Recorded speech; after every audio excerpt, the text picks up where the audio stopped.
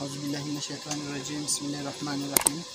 نن به په دې برابر ویډیو جوړ کړو چې څنګه کولی شو کمپیوټر ته وینډوز وکړو. لومړی په فلش کې به وینډوز رایټ کړو، چې په فلش کې مو رایټ کړي د کمپیوټر د لارې. اول وارې دا وینډوز به رایټ په فلش کې، چې کله رایټ شو بیا به کمپیوټر ته ورچې د سی ډي د لارې هم کېږي او د یو اس بي د لارې هم کېږي. د یو اس بي د لارې ډېر چسپ کېږي. یو اس بي به دلته ور واچوو، چې ورامچوئ چې لاندې کېدو بټن ورو لاندې کېدو در مخه به اف ان بجې په نیولې اف 12 به ووایه چې دی کله ولګېدی په د سی به اف 12 به ووایه چې دی هلته وینډوز پورته کړي. اوس یو اس بي پورته کړله، نو دلته به لومړی راسو د یو اس بي به ورته انتخاب کړو. اکثر کمپیوټران یو پی آی موډ ته اوښتي. یو پی آی وینډوز چې بیا دی که ساده وینډوز ورکړی وي یو پی آی جوړ کوي، ډسک پرمټېدل غواړي در څخه.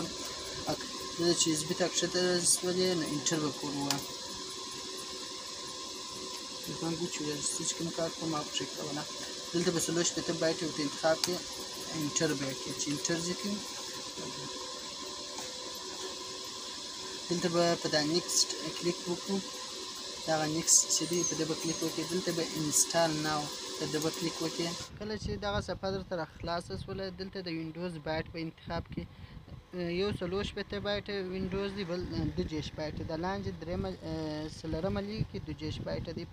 بایټ اکثره پروګرامونه په 40 بایټه کې کار کوي او اکثره غټ پروګرامونه چې بیا دي هغه په 40 بایټه کې کار کوي او کمزوري پروګرامونه په 2 بایټه کې کار کوي. نو که غټ پروګرامونه انسټالول 40 به انتخاب کړئ او په نیکسټ کلیک وکړئ. کله چې په نیکسټ کلیک وکړئ دلته به دا خانه ور ډکه کړئ. کله چې مو دا خانه ور ډکه کړله دلته به نیکسټ کړئ.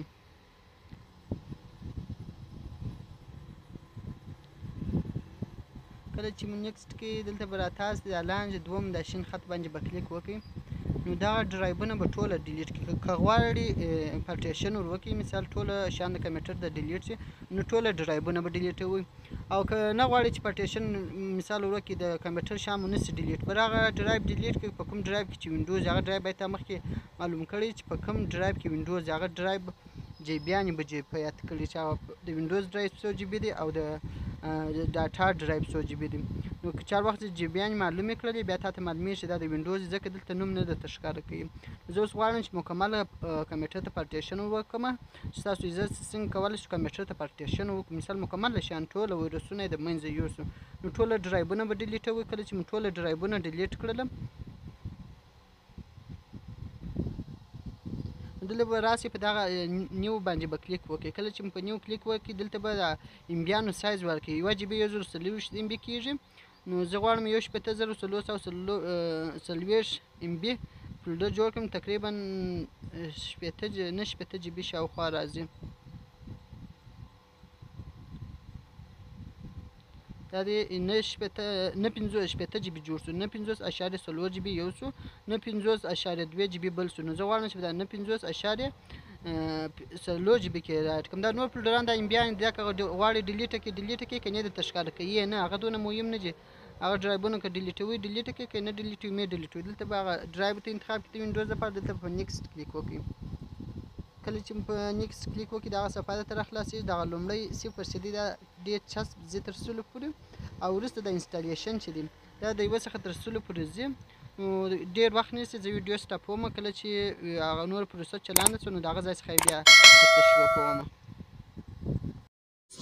نو تر دا ځای پورې وینډوز او چې راورسېږي هغه نور خپله ریسټارټېږي، هغه هېڅ کار به نه لري. چې کله در دا ځای پورې راورسېدي دلته یې لږ نه کېسټینګ 20% کار عدلیې پاتې دی. نو وینډوز مکمله خلاص یس باندې دا یس چې مو کلیک کړئ دلته دا صفحه راوړئ.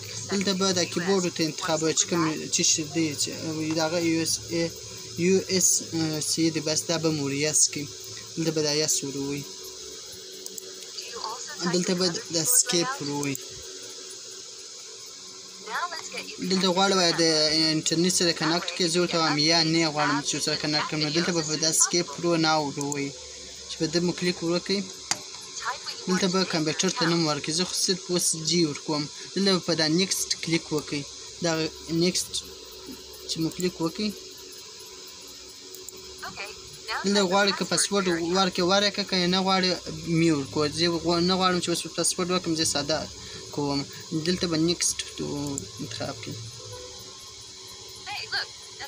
دلته به یس ورته انتخاب کړئ دلته به اکسپټ ورته انتخاب کړئ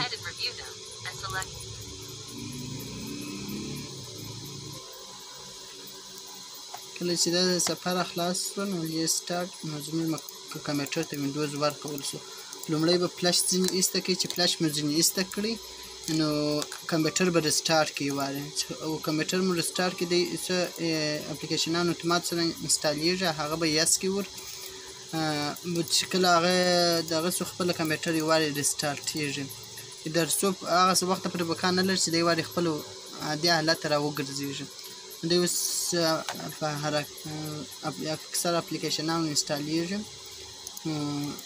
واره به نه ریسټارټ وي چې کله د دې کار خلاص شو واره به یې واره ریسټارټ کړي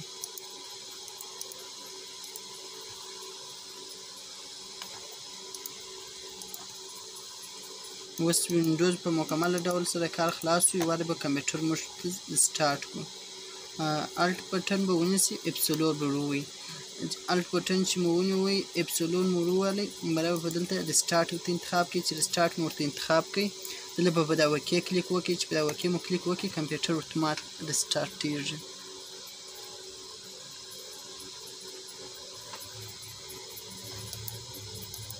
دا دې زموږ وینډوز په مکمل ډول سره سرته ورسېدلی خدای دې وکړي چې تاسو یې شی زده کړي